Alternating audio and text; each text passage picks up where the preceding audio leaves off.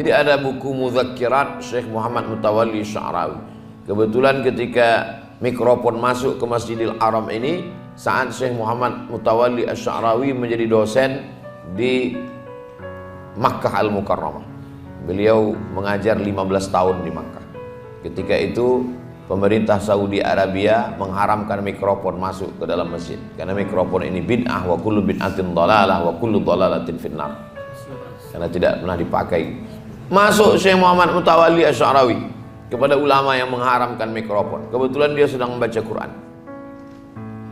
Ditanya Syekh Muhammad Mutawalli Sya'rawi, antum yang mengharamkan mikrofon? Iya. Syekh yang sedang baca Quran itu pakai kacamata. Kata Syekh Muhammad Mutawalli Sya'rawi, hadza mukabbirus surah wa hadza mukabbirus shaut. Ini mukabbir surah, ini memperbesar gambar, sedang ini memperbesar suara.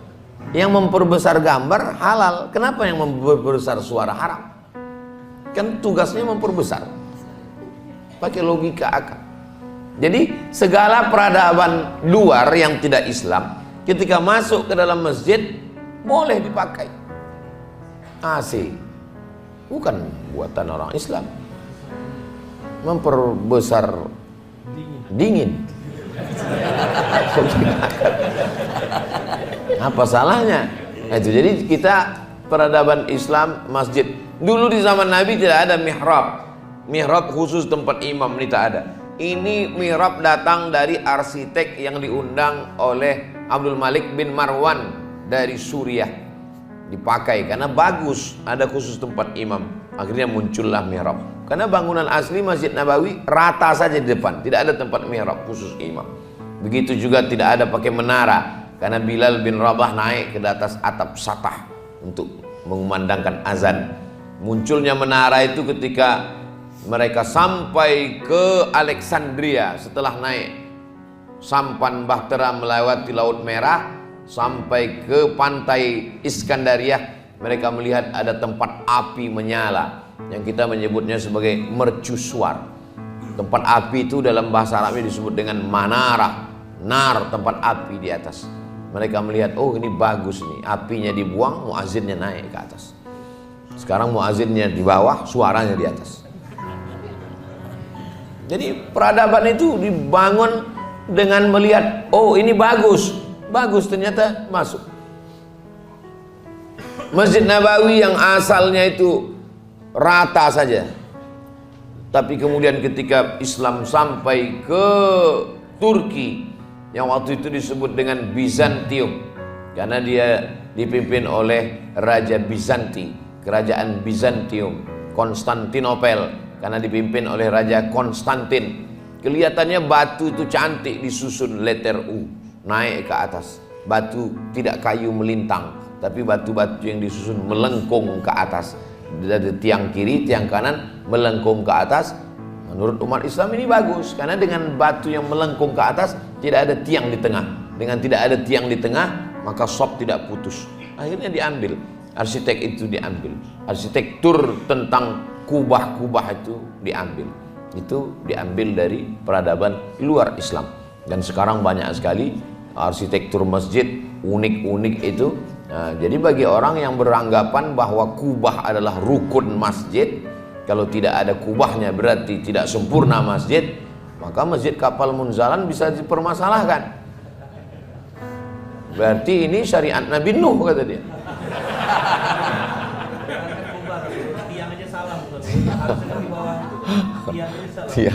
Jadi kita mesti memahami bahwa bangunan itu apapun arsitekturnya, selama dia baik, selama maslahat, karena Islam dia lebih pada substansi. Adapun gambar, arsitek mesti berpikir bagaimana masjid yang layak, solihun likulli zaman wa makan. Ada masjid yang mengadopsi Eropa karena ada musim dingin dan musim panas.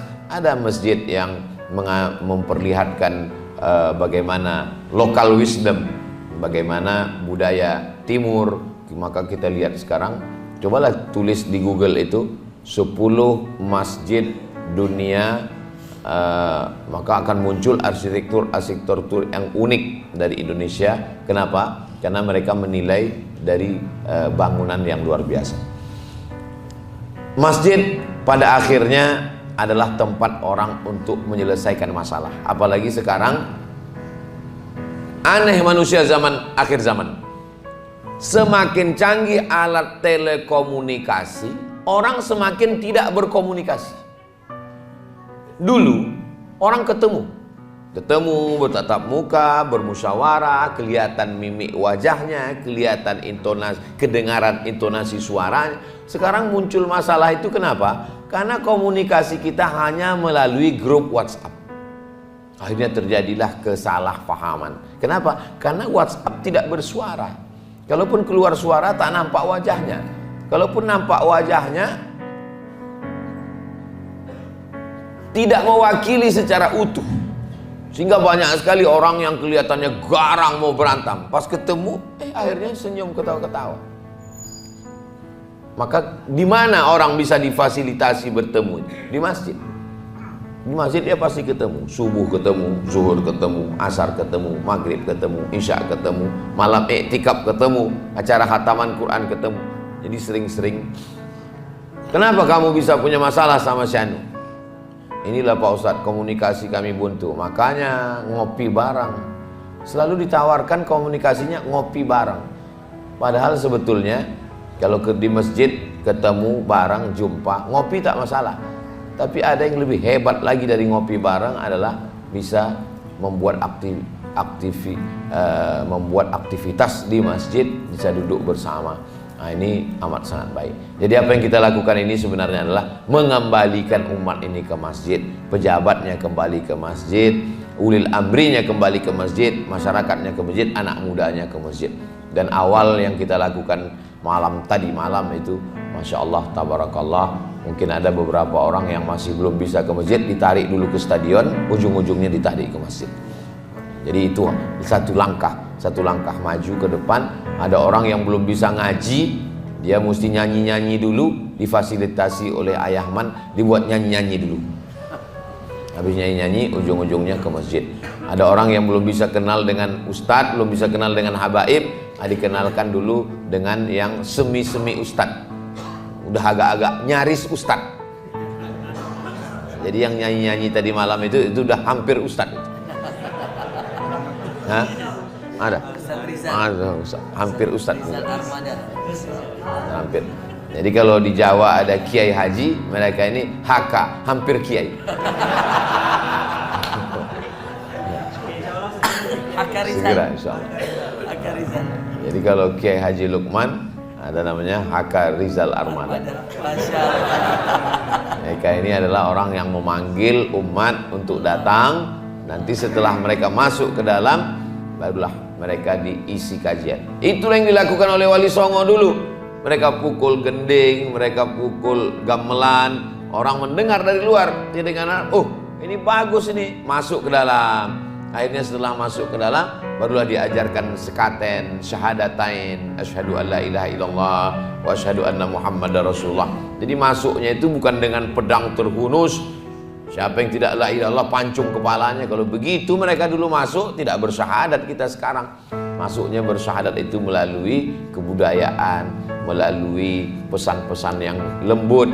Akhirnya nenek moyang kita menerima Islam, asyhadu an la ilaha illallah wa asyhadu anna muhammadar rasulullah sallallahu alaihi wasallam. Mudah-mudahan apa yang mereka lakukan dulu kita teruskan dan diteruskan oleh anak cucu kita, murid-murid kita, santri-santri kita saling melengkapi sehingga terjalinlah kumpul keluarga. Pada akhirnya kita menjadi keluarga besar dan rumah besar kita adalah masjid, dan mengembalikan umat ini kepada masjid.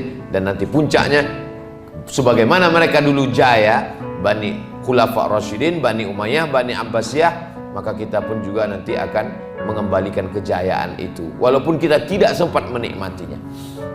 Kalau kita menanam pohon kurma sekarang, mati kita tidak sempat bernaung di bawah daunnya yang rimbun, kita tak sempat menikmati manisnya. Tapi insya Allah anak cucu kita, generasi santri masa depan menikmati, kita dapat amal jariahnya insya Allah. Apa yang kita lakukan hari ini itu belum tentu kita nikmati hasilnya. Ini perjuangan panjang. Banyak orang sekarang mau semuanya instan. Orang mau semuanya cepat-cepat berhasil. Padahal mie instan pun ternyata direbus juga. Jadi tidak ada yang instan dalam hidup, semuanya berproses. Dan kita insya Allah masih percaya pada proses itu.